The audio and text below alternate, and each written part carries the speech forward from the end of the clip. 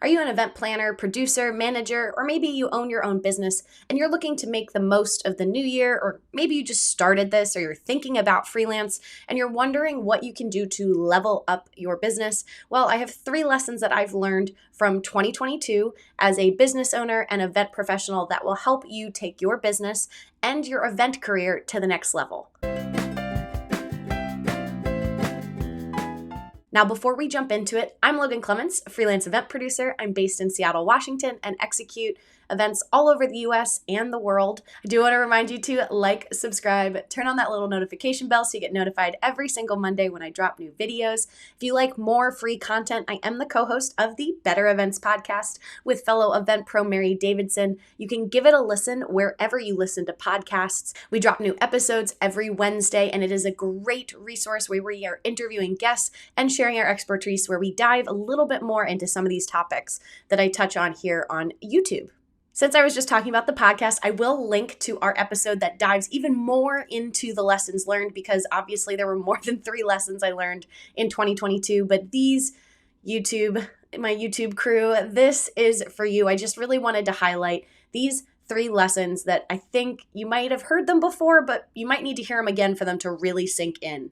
Now, my first one is talking about how in-person events have come back, but virtual is still here.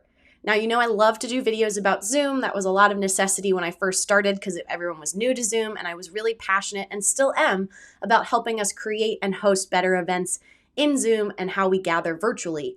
Now, of my events that I did in 2022, 50% of them I did from home. So 50% of them, either the entire event was virtual or hybrid, or just my specific role was virtual. Drilling down even more, of those 50% of my events, 75% of my virtual events used Zoom.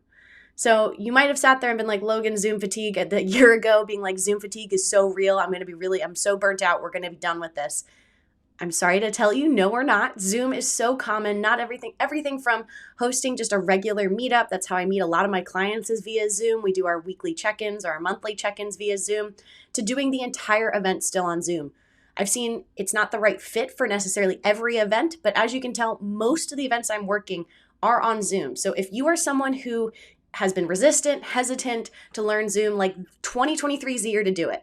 Learn it, even if it just helps you screen share in a meeting better, so you're having a much more smoother process than you have in the past. And I will do a self-promotional plug that I'll link to my Zoom masterclass and workshop page on my website. But if you're watching this before Tuesday, January 17th, it's not too late to sign up for my live class, to join me for my Zoom masterclass all about how to produce events in Zoom and diversify your income. I dive into all of the functions you need to know, the Zoom settings, how to set up that Zoom meeting, Zoom webinar, Zoom events page, whatever it is that you're doing. And then I end with talking more about the business case for you, whether you're a freelancer or you're somebody in-house who's looking to upskill and want to be able to negotiate that next time you're negotiating your salary or your rates or whatever that may be. And my second lesson is understanding the right roles for me. Now, if you're an event pro on your own, or maybe you work and have your own business, this really applies, because if you had asked me when I started my business back in 2016, if I had a niche or a specific role, I would have told you, no, I love all events. Sports are my favorite, but I'll do anything. And I love working with everyone. And while I still do like doing lots of things and working with lots of different people, I have learned there are certain roles and projects that really just speak to my soul. They are like my event superpower. And there are a lot of other things out there that I can totally do and do well, but it just might not make me happy or make me feel as fulfilled as I do in these other roles. And so I would highly encourage you, especially if you're a freelancer who works with agencies or subcontracts out under someone else, don't be afraid to ask more questions, especially if they're new to you. You've never worked with them before. Just really drilling down. My favorite question to ask, and I've mentioned this on the podcast a bunch, is it a task-based role or a time-based role? What do I mean by that? Task-based, meaning I can do this. It just needs to be done by Friday. It doesn't matter if I do it at 7 a.m. or 10 p.m. I can do it, and it just needs to be done by a certain day or time. Or time-based, meaning, hey, I need you online from 9 a.m. to 5 p.m. every day. Or this client loves client calls, so we're going to have 10 calls a week at very specific times. This can help inform you what you're able to fit in with your other projects or your workload. It can also speak to whatever your preference is in your workflow. I found I like both ways. For me, I just have to know ahead of time, since I often am working on multiple events at once. And then really understanding what the event title means. You'll hear me, call myself an event producer, or you can be an event planner, manager, I don't know, associate producer. There's so many different terms that we use for what we do. So really drilling into what your responsibilities and your day-to-day look like was a big lesson I learned last year, because I had some companies that I worked with or projects I worked on that I thought I'd asked enough questions, but after looking back, I go, I did assume we were, like when we said producer, it meant the same thing in both of our heads, and I had to find out through experience. Ask questions when you're getting a new role, and then start making notes of like what you get excited about and what projects or roles or responsibilities maybe don't make you as excited. And my third and final lesson for 2022 as an event pro was done is better than perfect. I mentioned earlier on that Zoom masterclass, I had been playing with that idea for years. And I finally had a mentor who was like, just do it, just promote it, start planning it out, and just put a date on it that you're actually going to do it and you'll have it done by that certain amount of time. And I just been convincing myself that I needed the right software, the exact right credentials to do it. And it was actually one of the highlights from this past year. I loved working with the people who did my first year of my masterclass, and it was really, really fun to teach.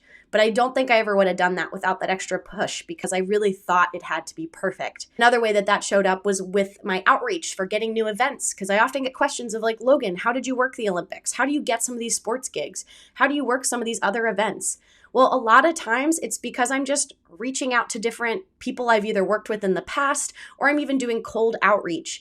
And I'm not waiting for the perfect moment when I know exactly what they have on their mind, but I'm just doing it. And I found that I got so many leads and projects from just genuinely reaching out to someone in a thoughtful manner, not just saying, hey, do you have any work for me? But just, hey, such and such reminded me of you, or made me think of you, or that reminded me of that event we worked together. Just checking in, would you like to do a catch-up call? Often I'll ask people to just hop on a phone call with me. I try to say usually if I don't know them that well, like 20 minutes.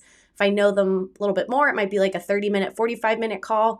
And this has been led to not just like actual monetary gains and events booked and things like that, but also just like it feels good.